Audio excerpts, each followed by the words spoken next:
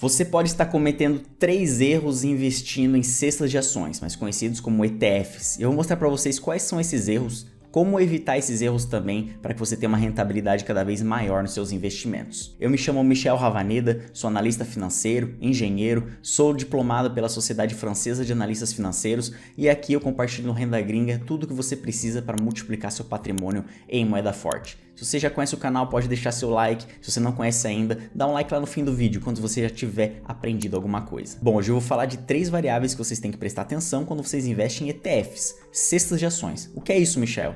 Para resumir aqui para vocês podem encontrar outros vídeos aqui no meu canal explicando em detalhes os ETFs, mas em vez de você ter que escolher uma ação para você investir, em vez de ter que escolher uma ação da Louis Vuitton, escolher uma ação da Amazon, da Tesla, você pode simplesmente comprar uma cesta de ações, já cheia de ações. Ou seja, em vez de procurar o nome de um monte de empresa para você investir, você compra só uma cesta e cada mês você faz investimento nessa cesta de ações. Ou seja, seu investimento, a sua carteira vai seguir exatamente a performance média dessas ações. Existem cestas de ações do mercado francês, do mercado americano, do mercado brasileiro e você pode comprar simplesmente tendo uma conta numa corretora de investimento. Por exemplo, vou mostrar um gráfico aqui para vocês. Esse é o gráfico do S&P 500, ou seja, do mercado americano, uma cesta de ações, um índice que representa as 500 maiores empresas dos Estados Unidos. Então, nos últimos 5 anos, ela rentabilizou 54%. Isso já em dólar, se você investiu em dólar. Então, imagina uma rentabilidade aí média muito boa já em dólar, então se valorizou muito mais ainda comparado ao real nesse período. E você pode investir numa cesta de ações como essa simplesmente tendo uma conta de investimento. Se você mora na Europa, tendo uma conta de investimento numa corretora europeia, se você mora no Brasil, você pode usar sua corretora simplesmente brasileira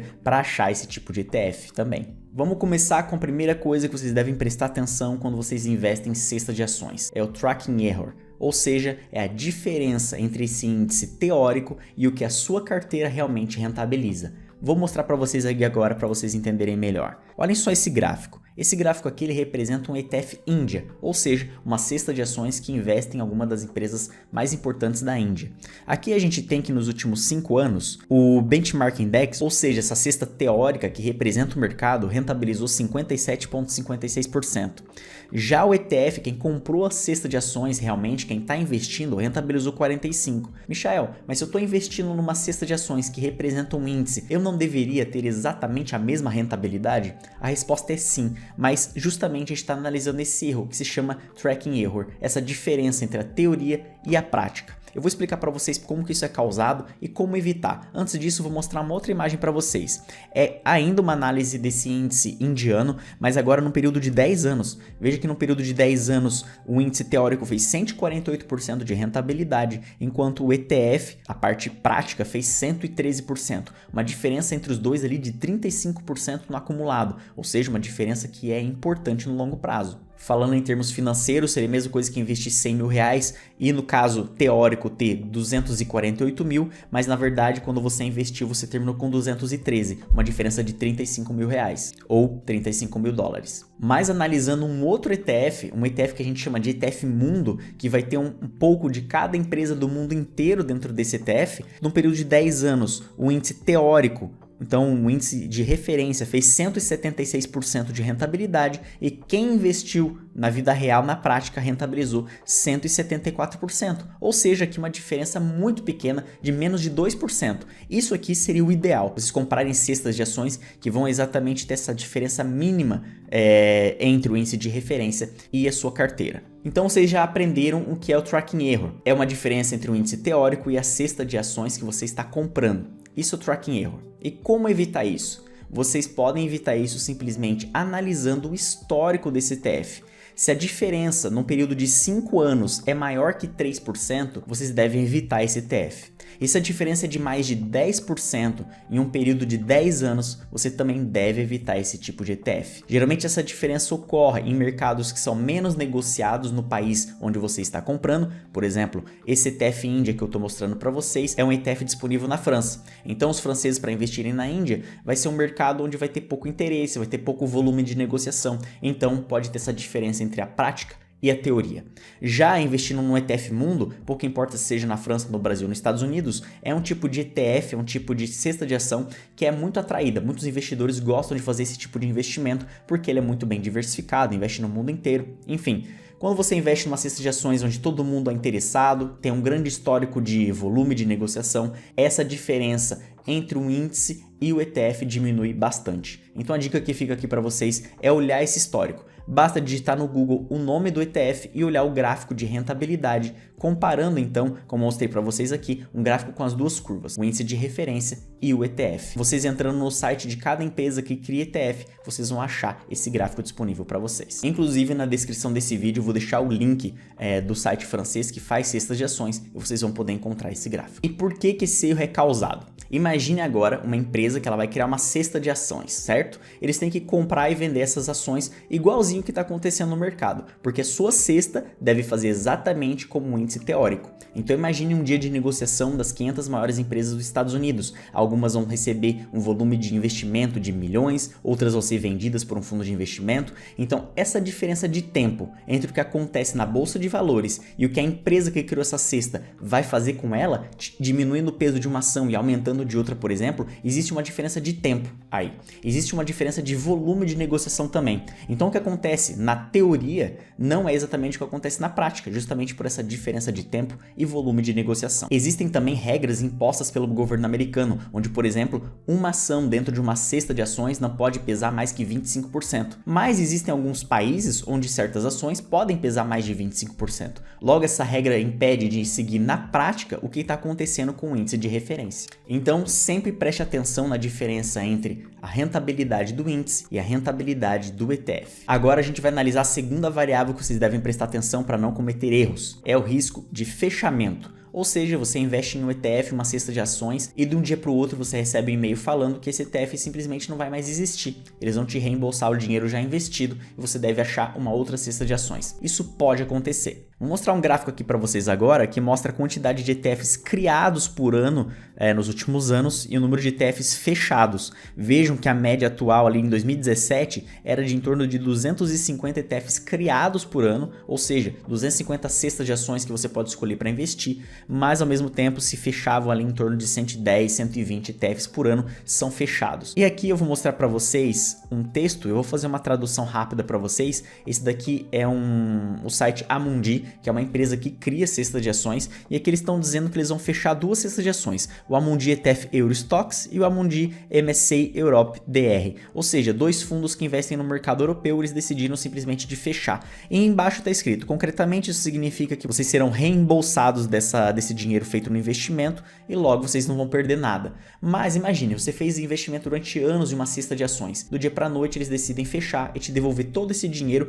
com a rentabilidade, é claro, que você ganhou nesse período. Isso acontece porque simplesmente a empresa que criou essa cesta de ações, ela não está tendo lucro. E como que uma empresa que cria cesta de ações tem lucro? Imagine que eles vão criar uma cesta para investir nas 40 maiores empresas francesas. E imagine que eles vão ter lá 1 bilhão de investimento, ou seja, vários investidores pequenos e grandes colocam dinheiro lá para ser investido e tem 1 bilhão. Normalmente, as taxas que eles vão cobrar de vocês por ano para fazer esse tipo de cesta de ações, quando vocês investem, é em torno de 0,30% ao ano de taxa. É uma taxa bem aceitável para o investidor, né? É uma taxa muito pequena, mas desse montante total de 1 bilhão, dá bastante dinheiro, relativamente bastante dinheiro para a empresa que criou essa cesta de ações, pagar uma equipe para vender e comprar essas ações, fazer o gerenciamento dessa cesta de ações. O que acontece quando uma cesta de ações tem pouco investimento é que mesmo essa taxa de 0,30%, 0,50% não é suficiente para pagar uma equipe, para continuar com essa cesta de ações. Nesse caso, eles vão fechar essa cesta de ações e vão reembolsar os investidores. A dica que fica então é investir em cestas de ETFs que já tem 5, 10 anos ou até mais e também evitar ETFs que têm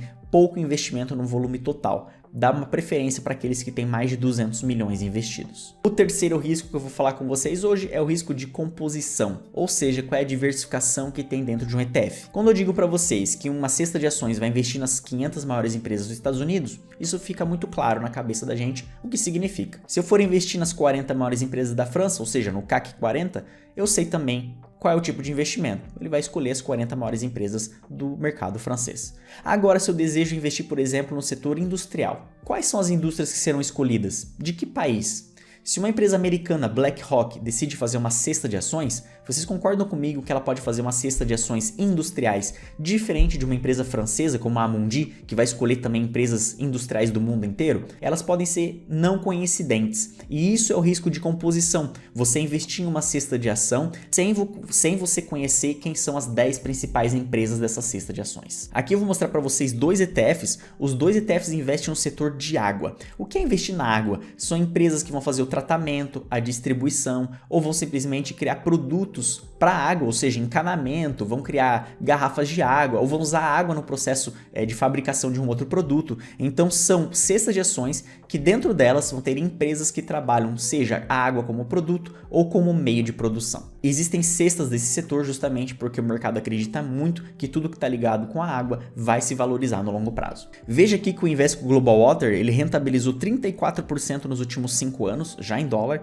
e o First Trust Water ele rentabilizou 73% nos últimos 5 anos, já em dólar. Se os dois investem no setor da água, por que essa diferença? Por que o segundo tem mais que o dobro de rentabilidade comparado ao primeiro? Fazendo uma análise rápida do primeiro aqui, a gente tem que ele investe no setor industrial, utilidades, informação e tecnologia, saúde, com os pesos que vocês estão vendo aqui, 46%, 25%, 11%, 10%, ok. A distribuição geográfica, 55% ele investe nos Estados Unidos, 13% na Inglaterra, 7% no Japão, 7% na Suíça e assim por diante. E o top 5 de ações dele, ou seja, dentro dessa cesta de ações, as ações que pesam mais, o top 5 é a Hooper, a Ferguson, Panther, então vocês têm aqui peso que vai de 8% até 6% na quinta colocada. Se a gente somar essas 5 aqui, a gente vai ter em torno de 35% do peso de todas as ações dessa cesta estão concentradas nas 5 primeiras ações, nas que pesam mais. Analisando o segundo ETF, que foi o mais rentável nesse período, a gente vai encontrar basicamente as mesmas informações de diversificação geográfica, ou seja, Estados Unidos, Inglaterra, Japão e etc, com mais ou menos com o mesmo peso, e também a diversificação setorial vai ser mais ou menos a mesma. A indústria, as utilidades, a saúde, a informática e tecnologia, os materiais, etc. Mas, analisando o top 5 dessas empresas, a gente vai encontrar a Ecolab, a Hooper, American Water, vocês vão ver que o peso delas fica em torno de 4%, ou seja, somando as 5 primeiras, a gente tem um peso de 20% do total, ao contrário de 35% que a gente tinha para o outro ETF. Aqui fica bem claro que a diferença de rentabilidade que os dois ETFs tiveram não é por causa da diversificação geográfica nem setorial, mas simplesmente porque o segundo tem mais empresas com menos peso. E essas empresas, no geral, rentabilizaram mais do que o primeiro ETF. Aí você fala assim, Michel, mas como é possível? O primeiro tem umas ações que tem um peso maior. Se uma delas ganha bastante, isso vai representar um peso importante dentro do ETF. Concordo com você, mas o que aconteceu é que esse primeiro ETF que tem empresas que representam um peso maior, essas empresas não rentabilizaram bem, como dentro do segundo ETF, com empresas com peso menor, mas que tiveram uma rentabilidade mais importante. Aqui fica uma dica para vocês. Investindo em setores onde é difícil saber com antecedência quais serão as empresas que serão as ganhadoras, é muito melhor ter uma diversificação maior, com peso menor em cada empresa. Já se for um setor onde você conhece bem quais são as empresas ganhadoras, nesse caso vale a pena você ter